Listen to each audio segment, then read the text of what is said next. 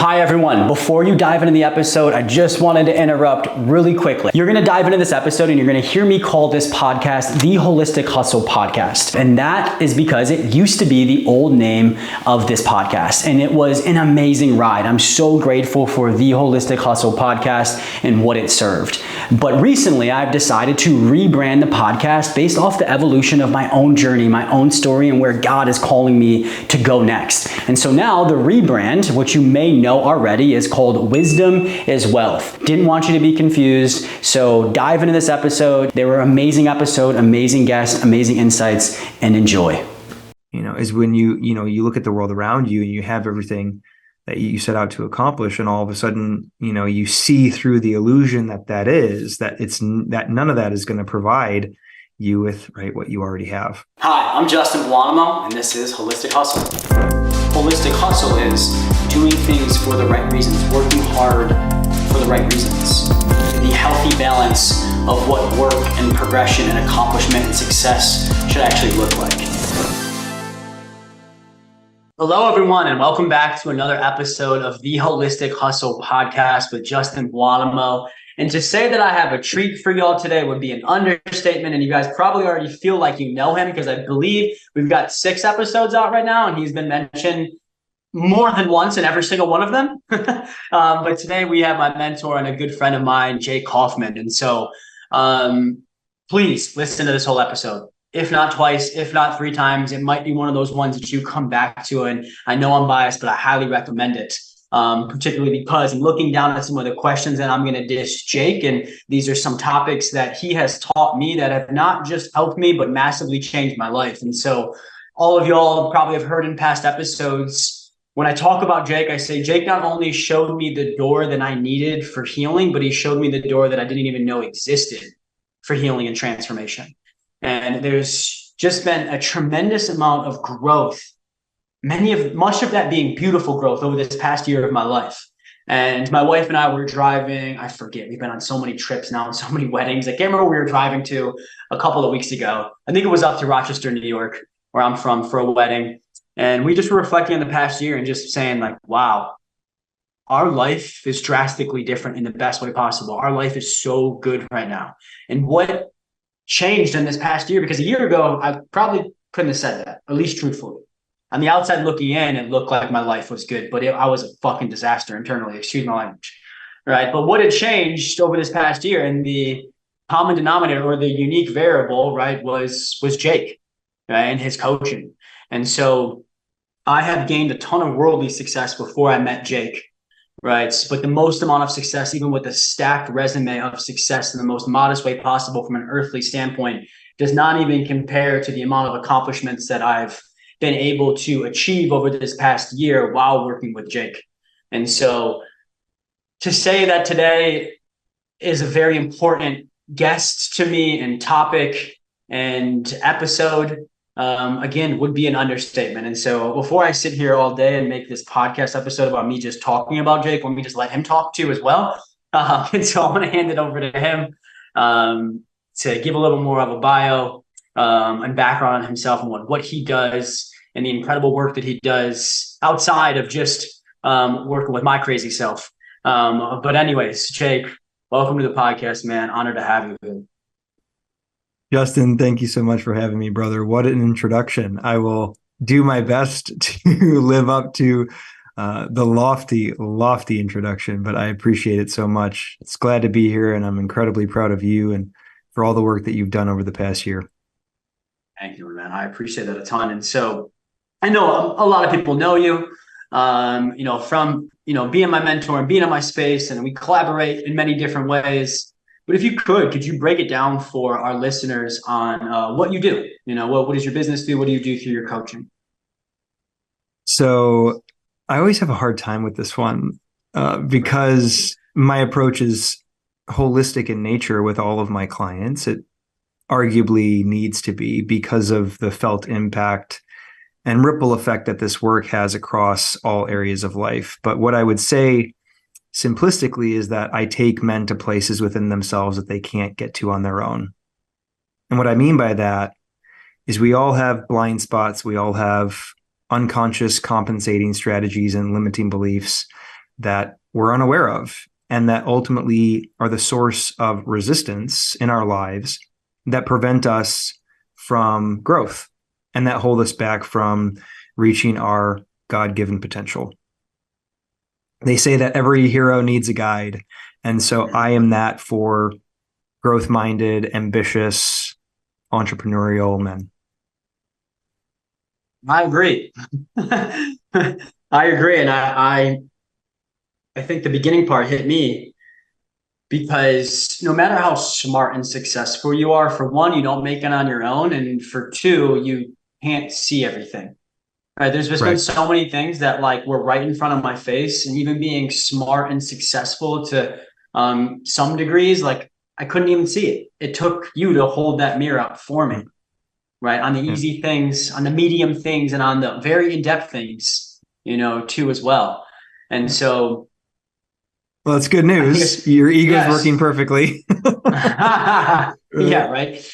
Um, and I think that's, the work you do is so important because for me, it helps how I see it, it helps men learn what it means to be a real man, right? Not by societal terms, Mhm. right? But to be a real man. And I can definitely attest that you are one. And I was telling the story the other day about when we were at your retreat, and I was having a moment going through some tough times and some of the work that we were doing, and I had my eyes closed and I didn't see you make this move, but I was sitting in a chair and you went behind me Oh, and yeah. you knelt down and you hugged me and you put your cheek on my cheek and just sat there. And I think it was some of my clients and my employees the other day, like I absolutely lost it, Yeah. right? And I think the biggest reason it was because I never had a real man hug me and touch me, Mm-hmm. you know?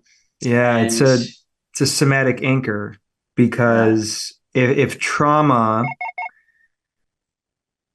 on a very fundamental level is disconnection, the therapy is safe connection. And part of connection is that physical touch that we are very much born with, wired with, and we need to develop healthy and secure attachments. And so if we don't experience that when we're young, obviously we need a coping strategy later on in life, but we also need models for healthy connection, like that exercise that I did with you, in order to essentially rewire the synapses in our brain that were caused due to the unhealthy disconnection that trauma created. I love that. Though I didn't know that was the reason why you did it. You didn't voice that to me as you were doing it.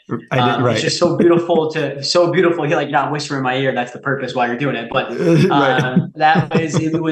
it's so cool to hear that because I think a lot of the work that we have done together and that you do with your clients is really just working through the trauma that we went through and the experiences that we went through, as a kid, Mhm. that ultimately leads to why we do some of the things that we do now, if not most things that we do now. And Yep. so before we get into that, I want to kind of take like the approach of let's pretend like we're talking to a third grader here, Yep. because I want people to understand the topics that you teach before we elaborate on them further. And I think for the Mhm. group listening here, they probably got a decent idea of what the ego is and what the ego means. But Yep. I know before I started to work with you, I had a completely definition of what ego was. And I Yep. thought it was just arrogance. Like, oh, he's so egotistical, right? Which Yep. I know is a small portion of it, but I just would love for you to break down your definition Mhm. of ego for the Yep. listeners. Yeah. Well, the term ego, as it refers to the part of our psyche, was developed by Freud, I believe, which was id, ego, superego. Our ego is the self-protective part of our psyche that seeks to keep us in our comfort zone. And the number one goal of the ego in order to do that, is to maintain the status quo. So it's the embrace of what is known, what is familiar to us. Anything outside of that, we experience as a threat. But we know that all growth requires that we do what? That we step outside of our comfort zone, that we risk. And with that, of course, comes resistance, comes fear. It forces us to confront our self-doubt, our limiting beliefs.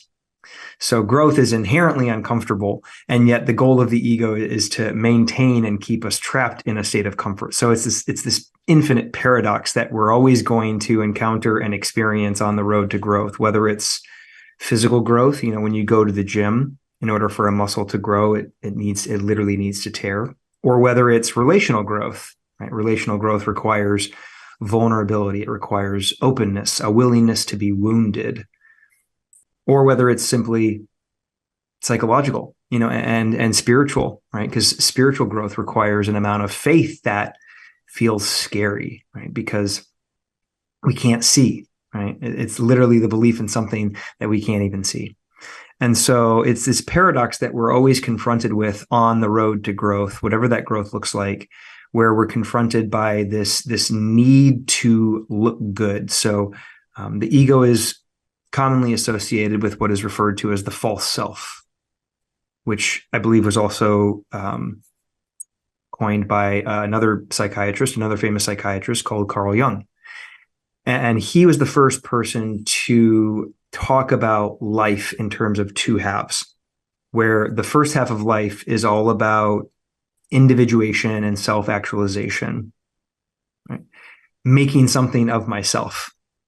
And of course, you see this all over the place, especially in the online coaching space, where it's all about impact and influence and drawing attention to oneself. Not that any of that is inherently wrong or bad, but in many respects, it's simply an unconscious attempt to establish a certain level of self-significance, right? Or self-importance.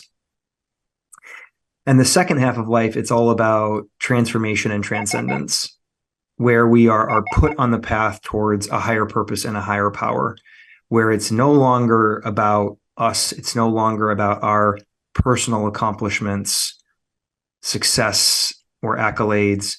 It's all about being caught up in this divine dance, if you will, where it outlives us. It's bigger than us. In Bible terms, it is no longer I who live, but Christ who lives within me.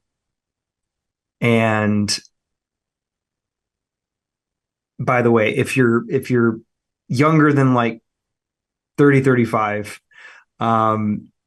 it's very unlikely that this message will resonate, because when we're talking about the true self, right, which is where we move into in the second half of life, for some reason, it just seems that we can't really wrap our minds around what that is. Like, we will simply use anything and everything to bolster our need for self-importance, right? To become rich and famous, right, if you will. Including even like religion, for example, because so many people in religion just have this very staunch need to be right, which just further bolsters the ego and the false persona, the false self.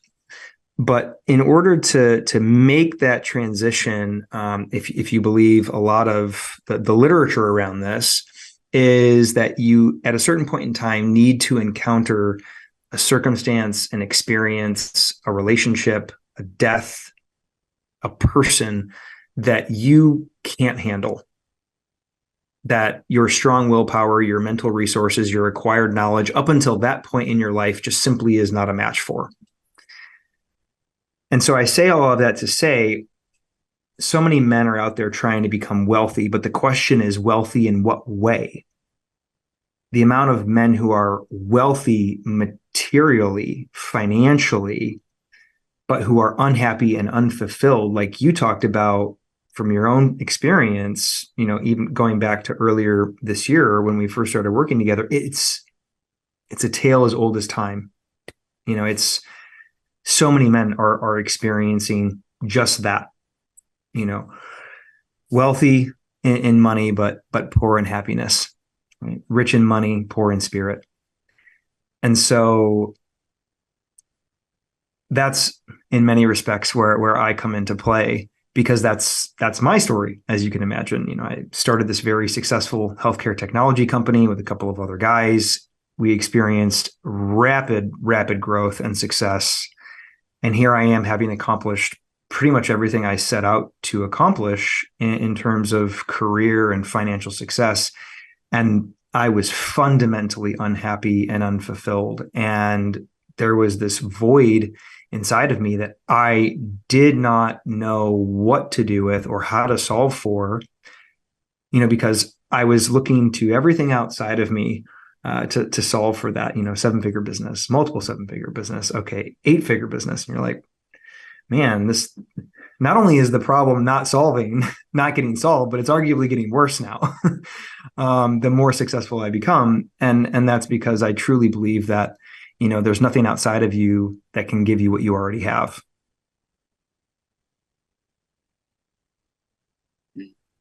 I love that. Well, damn. Can't abruptly end on me like that while I'm still thinking and digesting, taking my own notes. Sure. But I think that's just such an awesome explanation of, that ego in that first half of life and that second half of life. And I completely understand like the maybe inability for some people to wrap their head around what you're talking about when you say that second half of life, because they're like, I'm fucking crushing it. I got this house. Yep. I have this significant other. I've got this nice car. My business is doing well. Right. But why I think that they think that they're crushing it is because they just moved the goalpost and they're just chasing the next thing. Right. And so like I have all of these things, but I'm also still chasing this next thing. Right. Which keeps me thinking that I'm doing the right thing.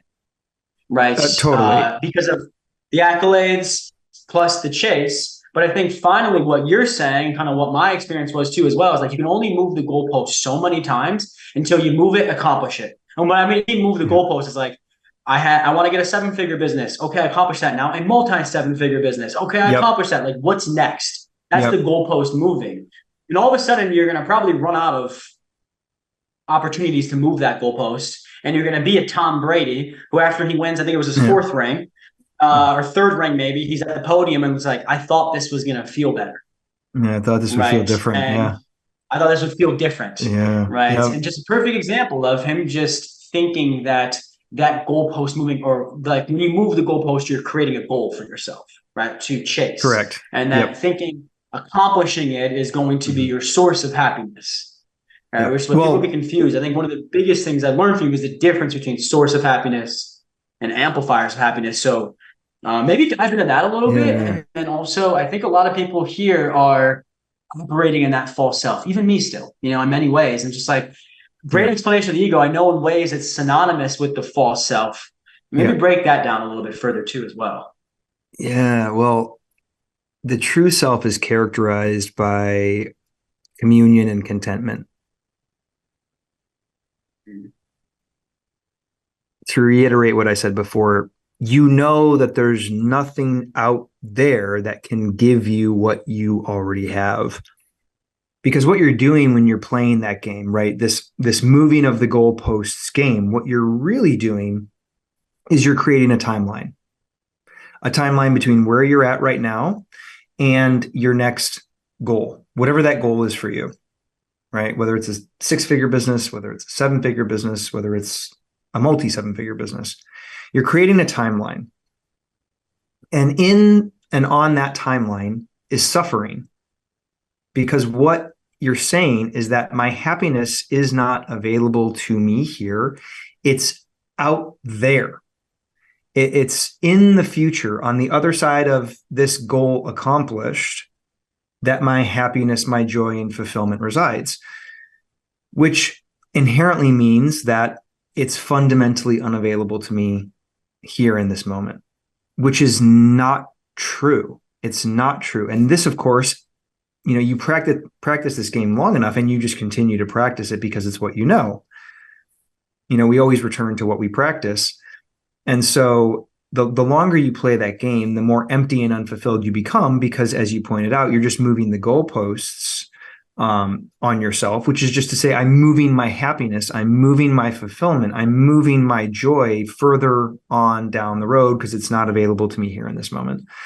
And so that's why so much of the work that I'm doing with my clients is on deconstructing this false persona that is focused on looking good and being admired and succeeding, so that they can actually experience that joy, that happiness, that peace, that fulfillment now, which is really what we're all after on the back end of any goal accomplished, whether it's a monetary goal, whether it's a physical fitness goal, whether it's a relational goal of, attracting a significant other, one who's aligned in terms of what you believe and how you want to live your life. We don't want the thing. We want what's available to us on the other side of having that thing, right? Which is the joy, the peace, the happiness, and the fulfillment. That's what we're all after.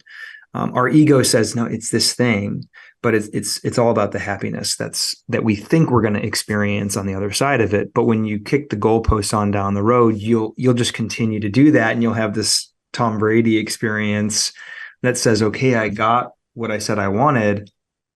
Where's my happiness now? Well, your happiness is out there because you've been playing this game for so long, that you're going to continue to play that game, at least from a psychological perspective.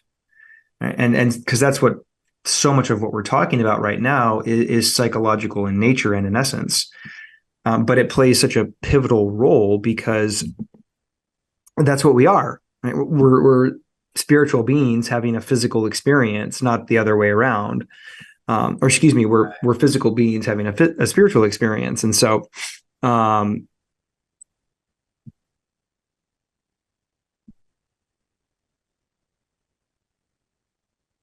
it's difficult to wrap, your mind around initially. But it's probably one of the biggest lies that we buy into, right? Because the ego is focused on convincing us of three lies. I am what I do. I am what I have. I am what other people say or think about me. And so our focus and attention becomes consumed with meeting those things, getting attention and approval from others, acquiring things or experiences, depending on what floats your boat the most. And for some of us, it's all of those things. For some of us, it's all of those things. But this preoccupation, it's really just that. It's an illusion. It's this illusory. I think I said it right. Something like that. Game that we get wrapped up in. That's really just all about further building up this false persona that is not actually us, but it's simply who we think we need to be in order to be loved, accepted, and successful. And until that whole game falls apart, we're never going to know true contentment, true happiness, and fulfillment. Because why would we ever actually let the false self go? The answer is we wouldn't. So unfortunately, we kind of have to be forced. And this typically looks like some form of suffering, which is to speak to liminal space. When you experience this relationship, this situation, this circumstance, this death that you are simply not a match for, that you don't know how to deal with. And that seems to be, death, disease, and divorce seems to be the only thing that will force us to let go of this false self. Because like you mentioned, so many people are, wealthy in terms of finances. So why wouldn't they just keep that going? Right? Things are working, right? So the prevailing wisdom is let's keep things working. Right. But if you're only wealthy, materially, financially, that game loses its luster pretty quickly. It only lasts. Yeah, correct. It only lasts for so long, until you're like, right. Okay, I've got the money, but like, what about my happiness? What about my fulfillment? What about this internal peace? This peace that surpasses all understanding that is talked about in the Bible so often. Where's that? And I would argue that that's suffering right there. Is when you look at the world around you and you have everything that you set out to accomplish, and all of a sudden, you see through the illusion that none of that is going to provide you with, right, what you already have. Mm. I love that. I think for obvious reasons, you could see why it takes death, disease, Divorce. and divorce, right, to force people to step into what needs to be done to step into the second half of life, right? Surrender. Yeah. And so surrender for sure. And so obviously, you know, just admitting to what's going on in the front end is a big reason why I think people avoid this. I call it maturing. I call it like growing up. That first half of life was like me being a child. This second half of life is like me being a real man, an adult, maturing, growing up. And so for obvious reasons, it's really tough on the front end just because of the admitting of things. And I think after that, though, like after I was able to admit things to you, right, and work with you, I think the toughest part where I can realize next spot where people quit is in that liminal space or that tension. I kind of see it as like first half of life is this room right here, right? If you can't see the visual, I'm holding up hands like a cube or a room. The second half of life is my right hand, which is another room. But in between those rooms is a third room space called liminal space. Right. And in that, it's gosh, I've never suffered. I've torn my ACL 4 times. I snapped my leg in half. I've broke both of my shoulders, my nose 8 times. I've got 20 concussions. Like I've been through a lot of painful suffering. And there's nothing that comes close to matching the suffering that I'm going through or have went through in that liminal space.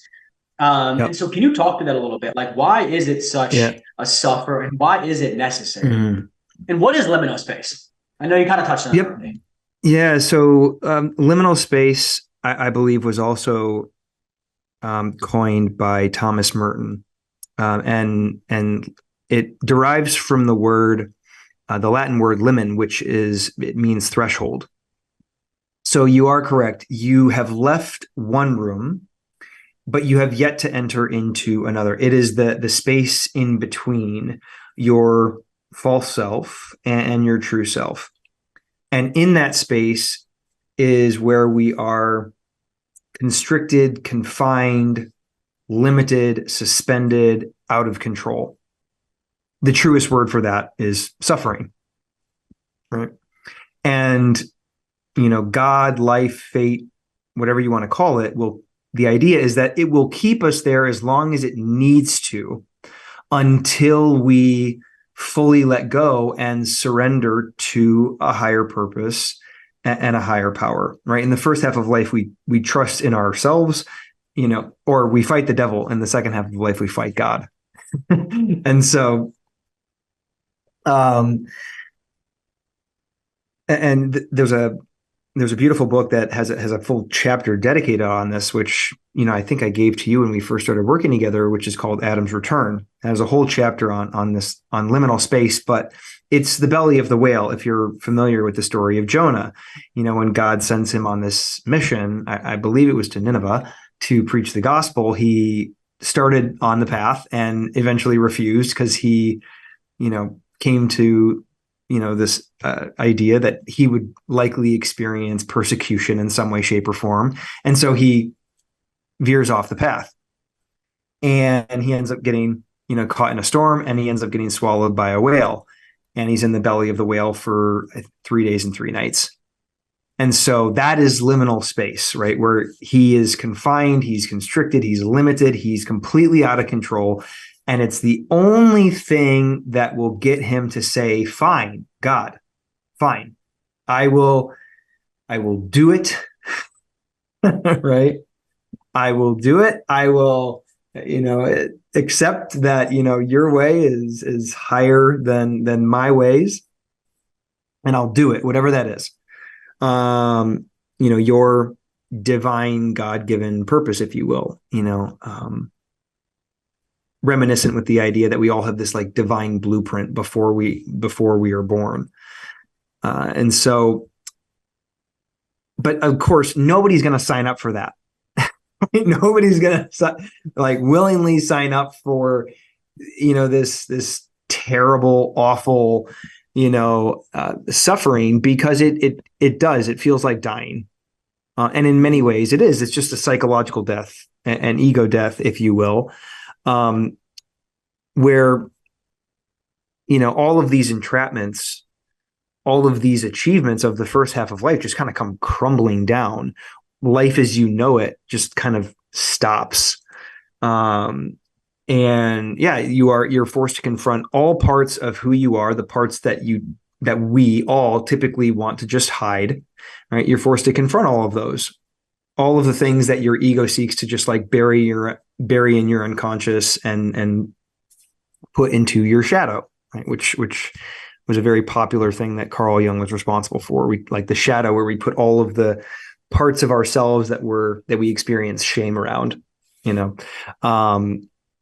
which creates like this inherent tension, right? This tension within all of us, this pressure cooker that we live in, where we're actively posturing and position the ideal qualities and characteristics about ourselves while actively suppressing the things that we don't want other people to see, or that we don't want other people to know, which is why when you spoke into, the minute I actually shared my struggles, and the truth was on the table, that's when I was actually able to move through it.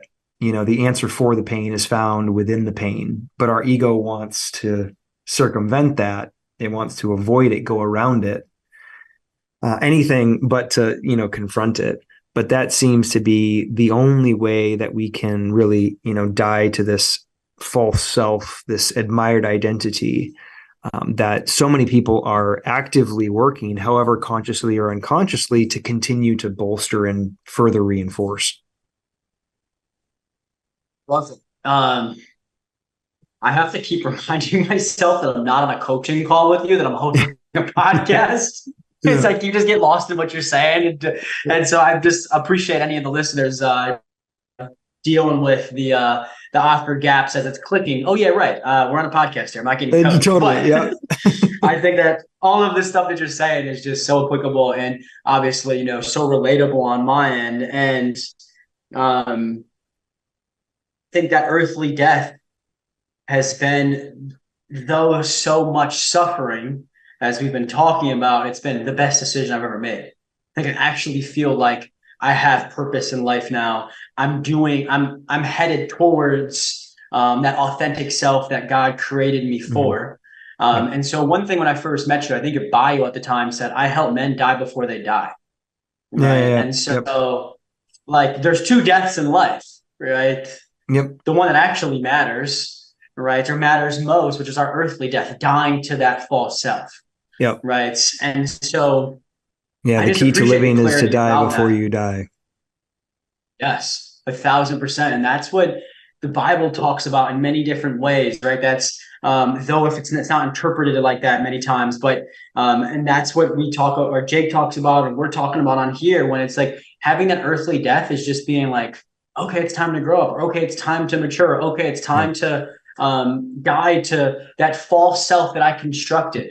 Like for me, a year or so ago, it was like when you asked who I was, this statement of identity, I'm a 7-figure business owner, or I'm an entrepreneur, I'm this rattle off this list of my accomplishments that I designed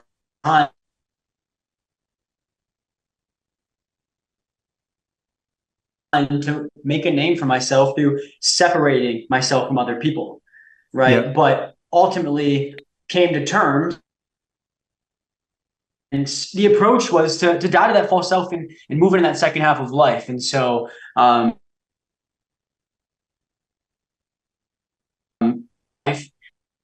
fully have nothing to prove, nothing to posture, nothing to protect, but it's still okay to have goals. Yeah, well, so can you talk to that a little bit? Yeah, that's the rub, isn't it? Because what you're talking about is the split that most of the world lives in, that says I need to choose between one or the other. I need to pick sides. For example, Israel and Palestine. I need to pick sides. I need to choose sides. And it's defined by dualistic thinking, right, wrong, good, bad, either or thinking. Right? Because we struggle so much with living into the inherent tension that comes with non-dualistic thinking, right? Both and thinking, this and that thinking. And that's what we have such a hard time with, because when we experience that tension, well, then we have to confront the emotions that come with that tension, whether it's sadness, whether it's bitterness, whether it's resentment, whether it's anger, right? For example. And so that is the split that our ego really tries to kind of trap us in and force us to choose, right? Because I can't deal with this dance, this inherent tension that comes with this dance between being ambitious, right, and being and surrendering. Yeah. Right.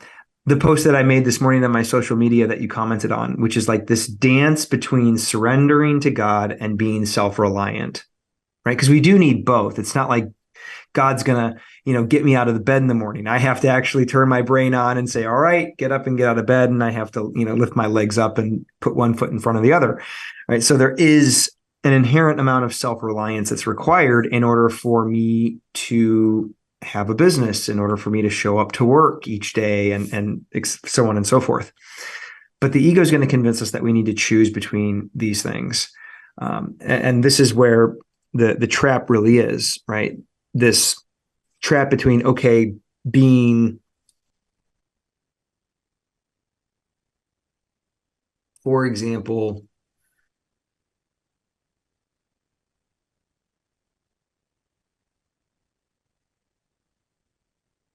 being poor and being authentic.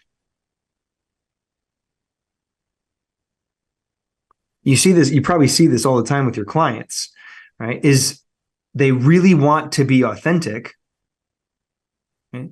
They really want to pursue like their life's purpose. I think it was Alan Watts at one point in time said, we all want to be painters, we all want to be poets, we all want to be writers, right? But there's no way that anybody can make any money doing that way if we were all to do it. And so, right, we're constantly living into this split that says, I need to choose between being authentic or being poor. Well, what are you going to do? You're always going to choose not being poor. Right? If that's the mindset that you're living in, where you're like, oh, I have to choose between these two things, I'm going to choose to have my bills paid. Right? I'm going to choose to put a roof over my head. I'm going to choose to put food on the table, as opposed to like being this starving artist who's constantly experiencing stress and overwhelm because they can't pay their bills. Right? So you're always going to choose. But when you break free of this, these ego entrapments, you realize that I don't have to choose. The answer is I can do both. I just have to figure out how to do that. And I have to live into the tension, the inherent tension that comes with trying to figure it out. And that's where most entrepreneurs fail. They fail because they give up, because of of all of the difficulty that comes with trying to figure it out, because they're forced to confront all of their fear, their self-doubt, their lack of worthiness, and all of the stories that they continue to carry around with them because of how they internalized their experiences growing up. Right? And so the more we work through those stories, the easier it is to embrace this way of living, being, doing, and acting that says, I don't need to choose between being poor and being authentic. I can do both. I can live into both, but that is going to require that I live in this dance and lean into this tension that comes with trying to figure that out. Right? Because growing a business, being an entrepreneur is wildly difficult. It's the hero's journey in many ways, in and of itself. It's not a matter of when you experience setbacks, simply when you experience setbacks, not a question of if you're going to experience them. And that's life in general, right? Life is inherently a journey of 4 steps forward, 2 steps back. And so, living into that dance, we're forced into growth. And that's what most people don't want to do, because, the ego prefers almost anything else to change. I love that though. And the word dance um, alludes to a perfect opportunity to kind of not transition in the next talking point I had, but one thing I did want you to touch on, and you're kind of already getting there. So let me jump in before he gets there because I want to tee it up with this quote that you introduced me to from, I think, Father Richard Rohr, which has been profound for me, and maybe talk into it a little bit. But the quote is, "The wild man looks for answers and solutions, while the wise man just dances with what is." And so, very related to what you were just saying. And can you break that down a little bit further, and see where that leads us? Yeah, well, the ego can't deal with not knowing, because in the space of not knowing, there is tension, there is uncomfortability, there's doubt, there's fear. And so by coming to an answer or by making a decision, I'm able to circumvent all of that. I'm able to fix it, change it, solve for it, or move beyond it. Right. As opposed to allowing myself to sit in that space, be in that space, and allow myself to be transformed by it.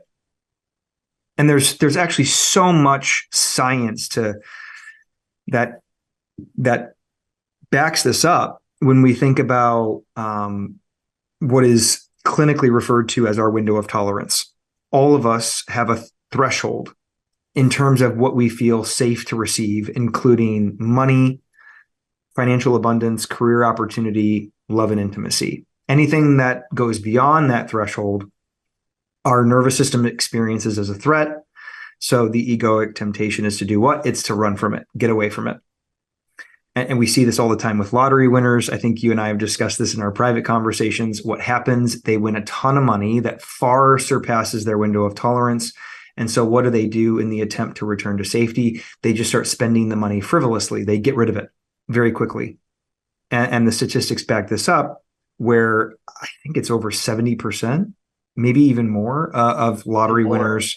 Yeah, where lottery winners return to or are in an even worse position, like within a relatively short period of time. It's like 18 months, 2 years. It's really startling.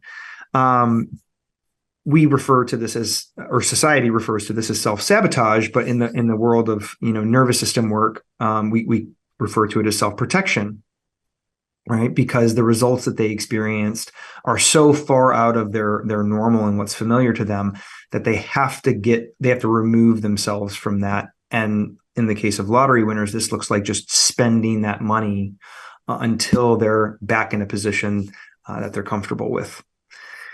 And so there's so much science that goes into backing the psychology of what we're talking about right now, in terms of how do we expand that window of tolerance. We have to stay in that space. We have to stay in that space, because when we do, we build up what is referred to as somatic resilience. And the Harvard School of Business has actually done studies on this. They've determined that the number one most important quality and characteristic of a successful entrepreneur is just that. It's resilience.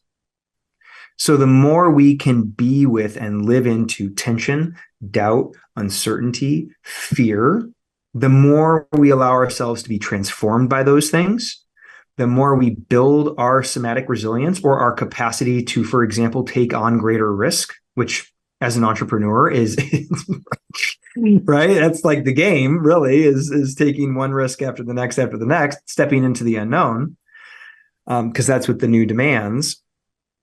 So the more that we can be in that space, the more we can be transformed by that space and leverage that space consciously, where we allow doubt, fear, uncertainty to just burn us and eat us, the more we set ourselves up for success. But as you alluded to, when we're in that warrior stage of development, which I would suggest is kind of this first half of life, right? It's all about conquering and proving, very warrior-like energy.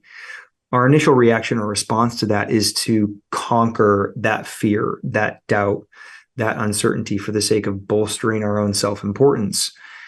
But until we die to that, we're never going to, transition into this wise man energy, this kingly energy. If you're familiar with the four traditional archetypes: warrior, lover, magician, wise man, and king. We're never going to evolve beyond that, which we were always meant to do. But this warrior archetype and this stage of development, it has to fall apart. It really has to just crumble. And that's where the necessary suffering comes into play. And when you do that, yeah, you are correct. A wise man is completely content on staying in that space for as long as possible. That doesn't mean they become ambivalent. That doesn't mean they become complacent. It just means that they are fine to camp out in that space and to wait for God to reveal their next steps. They're okay not knowing. I think that's so good. I think, and like, to go back before I asked that or gave that quote, right, when we're talking about like self-reliance versus not being in control, like learning how to balance that, a simple quote that has helped me is, God is in control, but we're in charge. And being in charge is that free will. Like, that's like, God wasn't just going to show up here for us. I'm sure he is here, but I mean, like, he's not just going to pull the computer up and host the podcast. And you know what I mean? And so that has been a quote that has really helped me with that. But with the second quote that I gave around the wild man looking for answers and solutions, with the wise man just dancing with what is, an analogy that you gave me, I think months ago, was like, it's kind of like rip current. If you try to swim against it, you will get taken under. But if you swim with it, riptide, excuse me. If you swim with it, right, you'll coast and it'll spit you out eventually, once it's done with you. Right. Yeah, that's a great analogy. No, it really is. It's when we resist, a rip current or a riptide that we drown, because we just become exhausted. We're resisting the flow of life, for lack of a better metaphor, because now we're using a rip current as a metaphor. It's when we resist it and we resist its flow, we try to force, manipulate, or engineer outcomes. Right? That's the quick road to burnout. You've been there. I've been there. It's not a fun place to be. We learn a lot, of course, and I wouldn't necessarily change that about my journey or my experience, but it's when we resist, that rip current, that riptide, that we drown. But you are correct. The common advice is to swim parallel to shore, not back to safety. It's to swim parallel to shore, and eventually, if you stay with that rip current long enough, if you allow it to take you, right, eventually it'll spit you out and you'll survive. I think the same is true for, what we're talking about from a psychological perspective around, when you can be in that space of tension, in that liminal space, for example. So many people end up there and they want nothing to do with it. And so they search for answers or clarity or a new and different direction, and they actually bypass this beautiful, however awful experience that we're all meant to go through, truly, that we're meant to go through, so that we can, go from the first half of life to the second, so that we can go from this phase of psychological development where it's all about us and establishing ourselves, to being of higher contribution and greater service to humanity. And so we all have to, that's a necessary phase or stage, but we haven't been taught how to be with it, what to do there. And most importantly, I would suggest how to cope with it when we are there. So good. And I think that you bring up a lot of obviously very important topics and points in that. But the one thing that it makes me think, even for the most successful people, you cannot do this on your own. Like, you really can't. Like, this work that we're talking about here today, you need a committee, let alone at least a mentor or somebody to help guide you on this. And so We're coming up here on time a little bit. I told the team that we definitely would max out the full time and go past Yeah, the totally. normal Sure. 30 to 40 minutes. But a bunch of space to leave for a second episode for sure, because I have Yeah. several other questions that I still do want to ask. Yeah. But with that said, so people don't have to wait until the next episode to get Yeah. more of you. And then also, I'm sure there's several people, I know my audience, they're fired up to take action here. And as I mentioned, you Mm-hmm. cannot do this on your own. And I Yep. know I'm biased, but I think the best person to partner with in the world on this is you. And Yeah. so Thank you. before we hop off here, Mm-hmm. right? Because I just looked down at the clock and I'm like, oh God, I got the next one coming up here soon. Yeah. And that felt like Yep. 5 minutes. So before we Totally. hop off here, where can people find you and connect with you at? Because I'm sure there's going to be, a decent amount of interest to do so. Yeah, yeah. So the best place to interact and communicate with me is via my Instagram, which is I am Jake Kauffman. That's Kauffman. We're working on I hate to call it a rebrand, but we're working on getting up our list of services there. But if you're interested in taking action in any way, shape, or form, if you're interested in the services that I have to provide, or even Justin has to provide, obviously you can feel free to let us know in the DMs.